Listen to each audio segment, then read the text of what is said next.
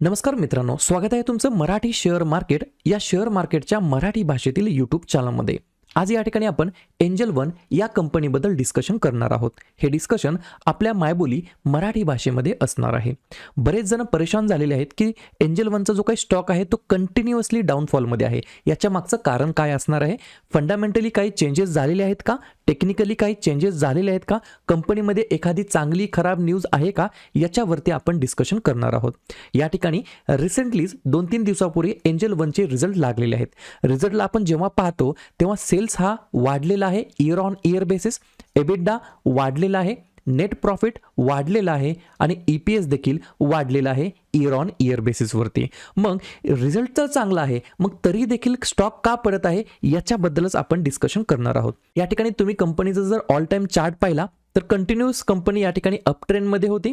3896चा top करून या ठिकाणी कंपनी कंटिन्युअसली डाऊन ट्रेंडमध्ये सध्या या ठिकाणी चलत आहे. याच्या मागचं कारण देखील आपण पाहणार आहोत. मागच्या जानेवारीपासून पाहिलं तर कंपनी अक्षरशः 40% डिस्काउंटेड प्राइसमध्ये आपल्याला मिळणार आहे. परंतु हे डिस्काउंट या ठिकाणी आपल्याला फायद्याचं आहे की नाही याची तुम्हाला मी माहिती देणार आहे. या ठिकाणी आजच्या दिवशी मी 22 जुलैला माझ्या डिलिव्हरीमध्ये या ठिकाणी अपस्टॉकमध्ये 33 क्वांटिटी याच्या परचेस केलेल्या आहेत. याची बाईंग मला ॲव्हरेज मिळालेली आहे 2098 रुपये. तुम्हाला कसल्याही प्रकारचं हे बाईंग किंवा सेलिंगचं रिकमेंडेशन नाहीये. हा व्हिडिओ प्युअरली या ठिकाणी एज्युकेशन पर्पजसाठी बनवत आहे. अभ्यास कसा करायचा, स्टॉकचं अनालिसिस कसं करायचं हे मी तुम्हाला शिकवणार आहे. एकामागे एक तुम्हाला स्टेप बाय स्टेप व्हिडिओ शेवटपर्यंत पाहावं लागणार आहे, जेणेकरून तुम्हाला लक्षात येईल कुठला स्टॉक कसा बघायचा, कुठे घ्यायचा, कुठे विकायचा. ठीक आहे. सुरुवातीला आपण 2 गोष्टींमध्ये आपण अनालिसिस करणार आहोत. पहिली गोष्ट आहे कंपनीचा आपण फंडामेंटल पाहूया आणि त्याच्यानंतर शेवटी चार्टवरती मी तुम्हाला सांगणार आहे कुठे सपोर्ट आहे, कुठे रेजिस्टन्स आहे, कुठे टेक्निकल आहे, या गोष्टी मी तुम्हाला शिकवणार आहे. या ठिकाणी जेव्हा आपण कंपनीचं फंडामेंटल पाहतो, कंपनीचे जे काही मार्केट कॅप आहे ते 19,000 पेक्षा जास्त आहे. कंपनी ही मिड कॅप स्वरूपाची कंपनी आहे. ठीक आहे. कंपनीचा जो काही PE आहे तो 16 आहे. मागच्या 3 वर्षाचा PE, 5 वर्षाचा PE आणि 10 वर्षाचा PE, तिन्ही कॅटेगरीमध्ये करंट जो काही PE आहे तो या ठिकाणी तिन्ही कॅटेगरीमध्ये लो आहे. ROCE कंपनीचा 30 पेक्षा जास्त आहे. ROE देखील 30 पेक्षा जास्त आहे. खूप चांगली गोष्ट आहे. कंपनी डिव्हिडंड सुद्धा देते. डिव्हिडंड यील्ड आहे 2%. म्हणजे स्टॉकचा PE 16 आहे आणि डिव्हिडंड 2 आहे. म्हणजे ही एकदम अट्रॅक्टिव्ह प्राइस म्हटलं तरी काय हरकत नाही. या गोष्टी तुम्हाला लक्षात आल्या. डेट आहे कंपनीकडे 2500 कोटी, त्याच्या अगेन्स्ट रिझर्व्ह आहे 2900 कोटी. कंपनीचा जो काही PEG रेशो आहे तो 1 पेक्षा खाली आहे. टेक्निकली काय म्हटलं जातं, 1 पेक्षा खाली जर PEG रेशो असेल एखाद्या कंपनीचा तर तो टेक्निकली ती कंपनी अंडर व्हॅल्यूड सध्या आहे असं मानलं जातं.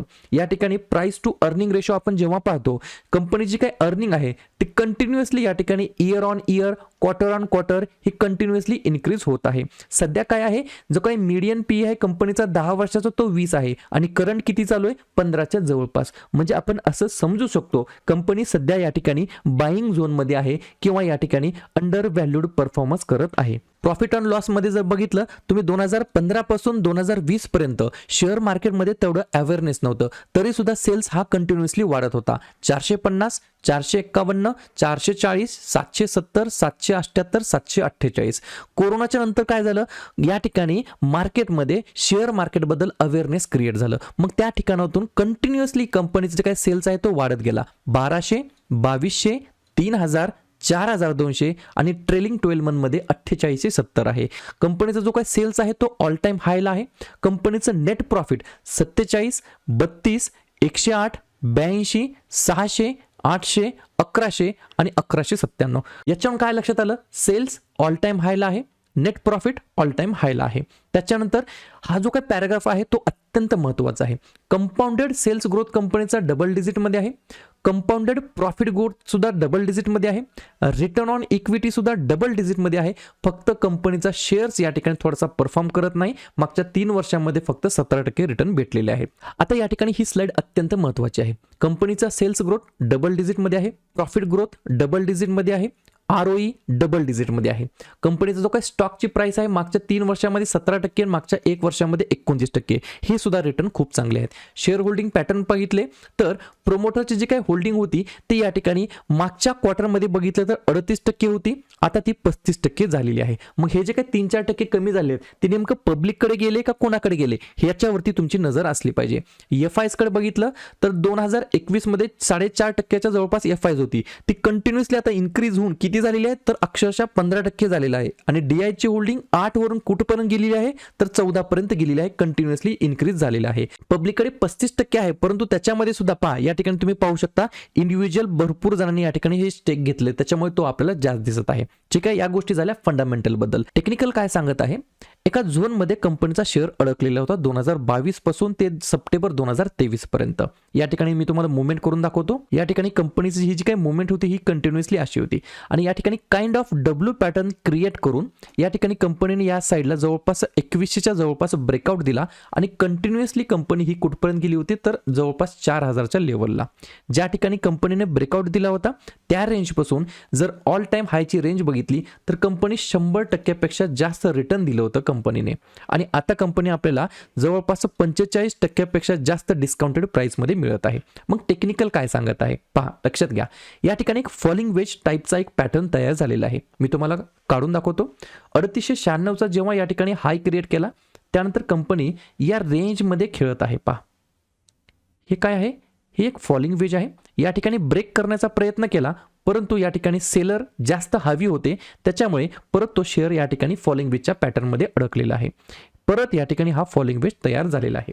मग या ठिकाणी बाइंगची ऑपॉर्च्युनिटी कुठे क्रिएट होते, जेव्हा या ठिकाणी फ्युचरमध्ये कंपनी या फॉलिंग वेज पॅटर्नला ब्रेक करेल आणि साईडला जेव्हा कन्सोलिडेशन करेल त्या ठिकाणी आपण असं समजू शकतो की हा एक बाइंग झोन आहे, बरोबर. परंतु या ठिकाणी तुम्हाला ही सुद्धा गोष्ट लक्षात घ्यायची आहे, कंपनीचा जो काही स्ट्रॉंग सपोर्ट आहे तो 2000 ते 1900 हा कंपनीचा स्ट्रॉंग सपोर्ट या ठिकाणी आपल्याला सध्या दिसत आहे.